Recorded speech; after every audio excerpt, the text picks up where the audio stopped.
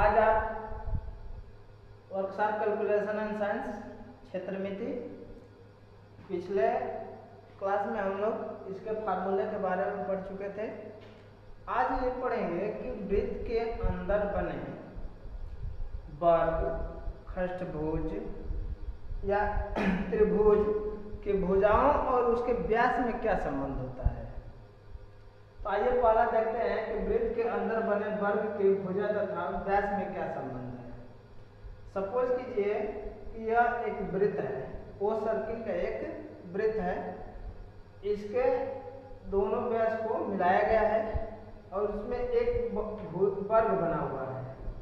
A B C D एक क्या है, वर्ग है।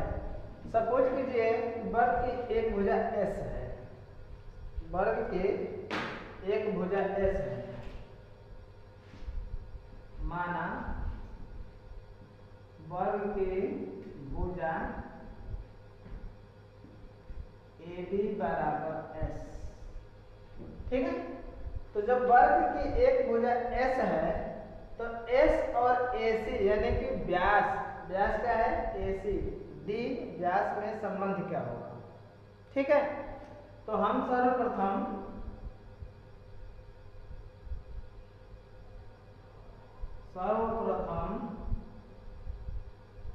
त्रिभुज ए ओ बी से देखिए ए ओ बी, क्योंकि ए ओ बी क्या है, एक समकोण त्रिभुज है। ठीक है, तो सर्वप्रथम समकोण त्रिभुज ए ओ बी से, तो ए ओ बी क्या है, एक समकोण त्रिभुज है। तो समकोण त्रिभुज है तो आर में और एस में क्या संबंध है।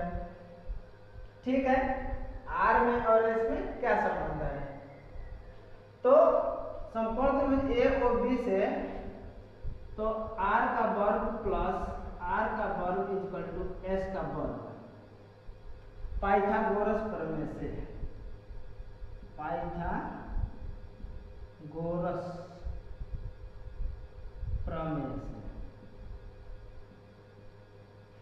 पाइथागोरस प्रमेय क्या है, समकोण त्रिभुज में कर्ण का वर्ग बराबर आधार का वर्ग धन लंब का वर्ग, ये पाइथागोरस प्रमेय है।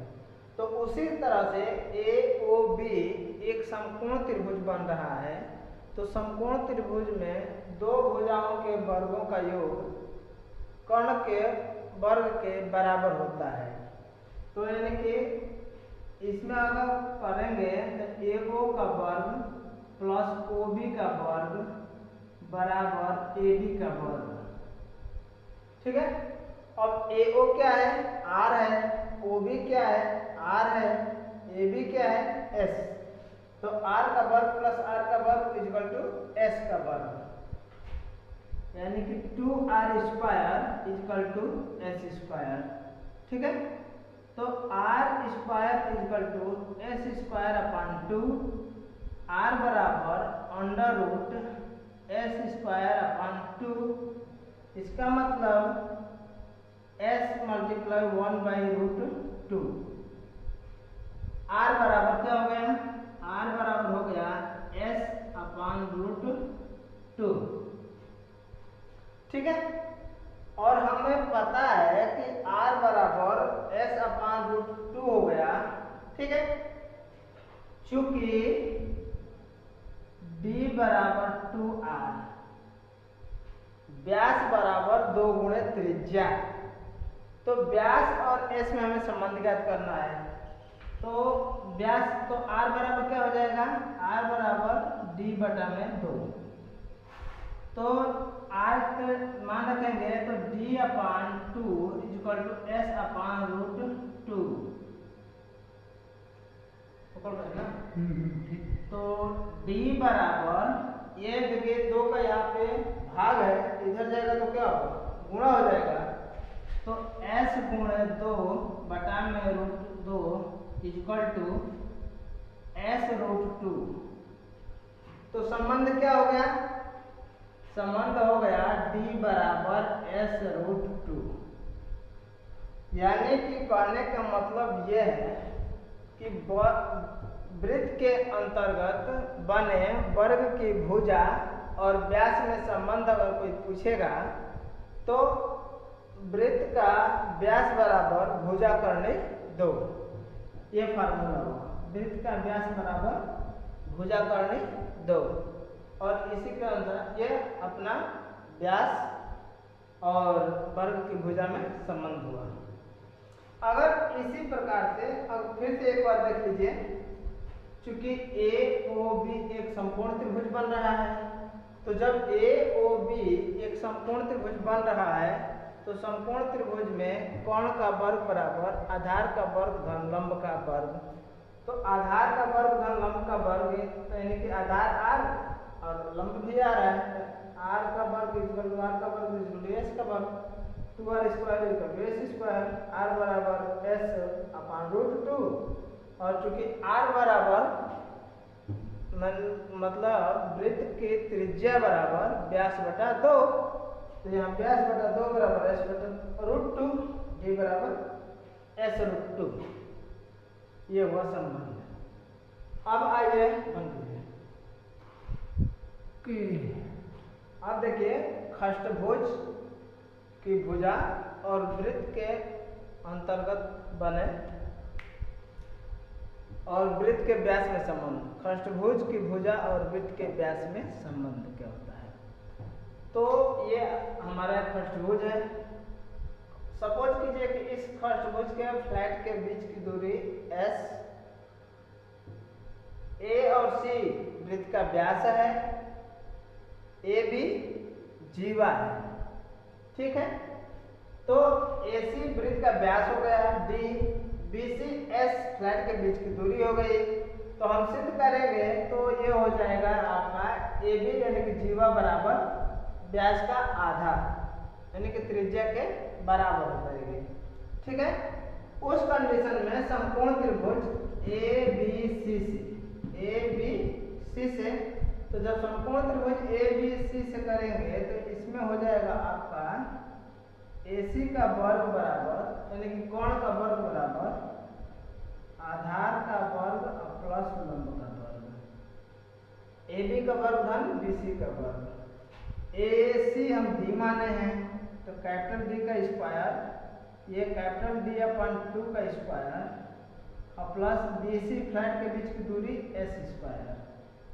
तो इसको अपनी तरफ ला लेते हैं, तो D square minus D square by 2 equal to S square, hence 2D square minus D square, D square by 2 equal to S square, hence D equal to S 2S square, D square equal to और D equal to root 2S square यानी कि S root 2, ये हो गया D बराबर, यानी कि D बराबर क्या हो गया S रूट 2, ठीक है। तो खष्टभुज की भुजा बराबर भी सेम कंडीशन आया, वृत्त का व्यास बराबर जो कंडीशन था सेम कंडीशन लागू हो गया। तो अगर एक मिनट ये यहाँ पे ये यहाँ पे 2 दूना के 4 होगा क्योंकि इसका वर्ग नीचे वाले का वर्ग भी होगा। तो 4D स्क्वायर में से D स्क्वायर जाएगा तो 3D स्क्वायर अपन 4 होगा और 3D स्क्वायर अपन जब 4 होगा तो हम यहाँ क्या करेंगे कि 3D square equal to 4S square, hence D square equal to 4/3S square. तो D बराबर हो जाएगा ये करने में 4/3S स्क्वायर यानी कि 2S बटा में करने 3, ये होगा D बराबर, ठीक है। D बराबर 2S बटा में रूट 3, ये संबंध हो जाएगा खष्टभुज की भुजा और वृत्त के व्यास में। यहाँ पे देख लीजिए D का स्क्वायर करेंगे तो नीचे वाले का भी स्क्वायर होगा, मिस्टेक हुआ था, तो D स्क्वायर अपन 4 अब सही है। तो ये संबंध होगा आपका अष्टभुज में। देखिए क्लियरिटी है, थोड़ा सा मतलब कि कैलकुलेशन है, कैलकुलेशन को आप लोग कीजिए। उसके बाद समबाहु त्रिभुज, ठीक है, समबाहु त्रिभुज की भुजा और वृत्त के व्यास में संबंध। तो देखिए ए बी सी एक समबाहु त्रिभुज है। तो समबाहु त्रिभुज की भुजा ए है, समबाहु त्रिभुज की भुजा क्या है, ए है। अब सी डैश बी वृत्त का क्या है, व्यास है, और सी सी डैश ये व्यास का आधा होगा, सिद्ध करेंगे तो ये व्यास का आधा होगा। अतः समकोण त्रिभुज, अतः समकोण त्रिभुज सी डैश बी सी से, तो सी डैश बी सी से करेंगे तो आपका ये कर्ण बनेगा। तो ये जो कर्ण होगा तो कर्ण के सामने का 90 अंश के सामने की भुजा कर्ण कहलाती है, यानी कि सी डैश बी का वर्ग बराबर सी डैश सी का वर्ग प्लस बी सी का वर्ग। तो सी डैश बी कितना है, वृत्त का व्यास है, यानी कि डी का वर्ग, d/2 का वर्ग और प्लस ए का वर्ग, क्योंकि ए क्या है, समबाहु त्रिभुज की भुजा है। तो करेंगे तो डी स्क्वायर बराबर d²/4 प्लस ए स्क्वायर। तो D square minus d²/4 equal to A square बटा में एक लघुत्तम 4 4d² minus d² equal to A square. तो 3d²/4 equal to A square. तो d² इक्वल टू 4a² बटा में 3। तो d बराबर हो जाएगा करने में 4 बटा में 3 ए स्क्वायर। तो यह हो जाएगा 2a बटा में √3 d बराबर। तो यही संबंध हो गया। तो समबाहु त्रिभुज की भुजा और वृत्त के व्यास में संबंध है 2/√3a 2√3a d बराबर वृत्त के व्यास के बराबर होता है। तो इस तरह से ये सिंपल सा फार्मूला है। हम सवाल केवल इस पे लगाएंगे, ये हमारा याद रहेगा, तो हम इस पे आसानी से लगा सकते हैं।